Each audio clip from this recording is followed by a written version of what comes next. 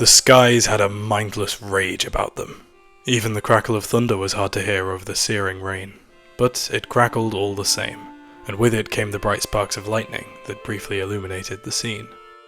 A boat sat upon the restless water, a simple but sturdy craft, easily withholding her position above the waves despite the storm's will to see her below them. It was madness for her to have left the harbour on this day, and her present captain was well aware of it. Aron, a young man who normally revelled in being out at sea, was about as angry as the heavens that day. He swore to himself, cursing the weather, his luck, and, above all, his father, for those were the three factors that brought him to this unfortunate state. His family made their living by fishing and selling pearls. The former was easy, and at the very least provided food even when sales were low. The latter was much harder work, but on the odd occasion brought in greater riches, and was, from generations back, the origin of their surname, Diver. It is a rare skill to hold one's breath at such a depth as the task requires, let alone to dive so deep at all. Pearl diving was the pride of Aron's whole family, but especially his father. He had taught Aron to swim at a very young age, just as his own father had done long before, and Aron's home was as much the sea as it was the town beside it. By this time he had become an excellent pearl diver, but his father, in his pride, couldn't help but always remind him of the family's high expectations. "All the sons of this family," he would say, "and even some of its daughters, have found for themselves a flawless black pearl before their 20th year. I know it in my bones, my boy. You will find yours." With their brilliance and their rarity, black pearls found pretty prices, although the first to be found by each diver was never sold, but instead kept and treasured as a memento. Its finding would call for a great celebration, much in the likeness of a wedding's festivities. In fact, it was usually a much bigger occasion than any wedding in this family. It so happened that Aron was quite unlucky for someone so skilled out in the water. He had brought home pearls in all kinds of rare colours, but never black, as was so prized. His 20th birthday was now only 2 days away, and as it drew nearer, his father's hope turned to expectation, and encouragement became an order. And so, mad as it may seem, it was not really madness at all that drove Aron to sail under such a tempest, but this pressure of expectation and many long years of poor luck. He dropped anchor and let himself overboard. There the rain was less bothersome, and fully submerged it wouldn't touch him at all. So, after a few deep and steady breaths, he descended into another world, one that is dark and dangerous, but calm and unhurt by the storm.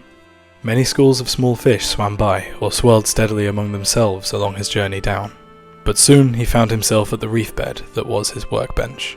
With a knife and a small basket, he collected oysters from the bed and brought them to the boat where he carefully removed any pearls before returning them.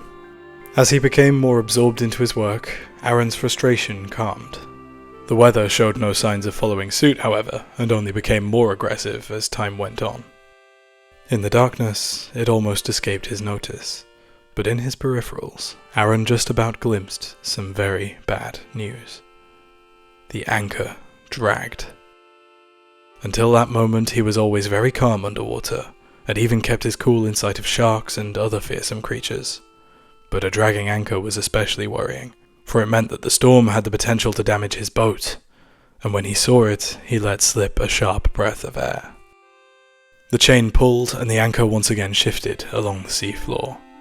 Every muscle in Aron's body ached heavily as he swam towards it with panicked might. Eventually catching a hold on the chain was a great relief, as at least now he knew he would not be separated from the boat, so long as he didn't lose his grip.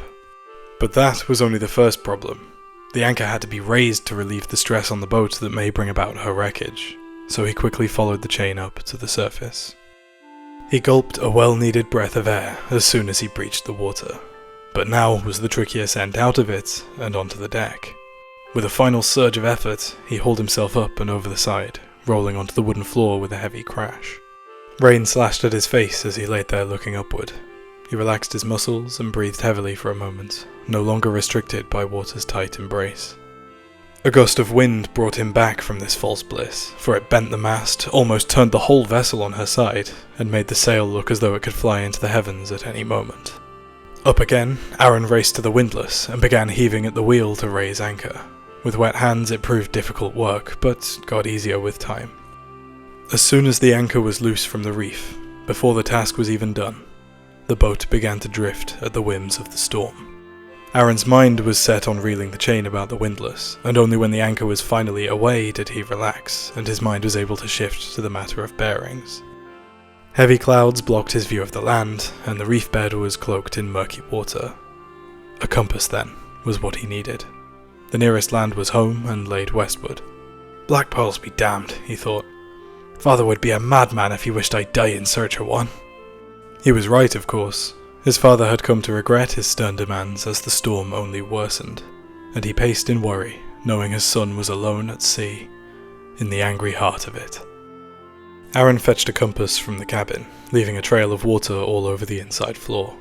Then, out in the rain again, he dashed up the stairs towards the wheel.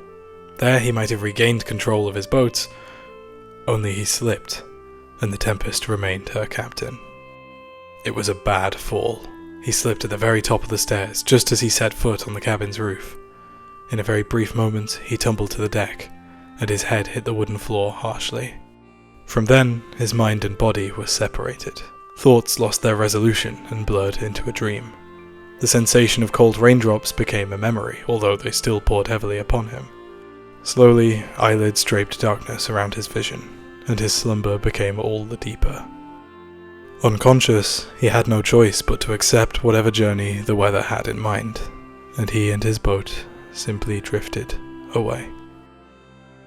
When awareness finally returned, Aron groaned and rolled over, heaving as though he might be sick.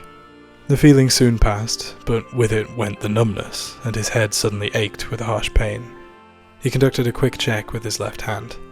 No blood. He sighed relief, thinking, I might hurt all over, but at least I'll be okay. From then, he could turn his attention to his surroundings. Dark clouds lay in the distance to the starboard side, hanging low and clutching to the water surface like thorny tendrils. The rest of the sky was bright and clear, showing a vibrant array of colours that signalled the coming of dusk and the promise of calmer weather. Aside from that, there was only the sea. Endless water in all directions. The boy didn't panic.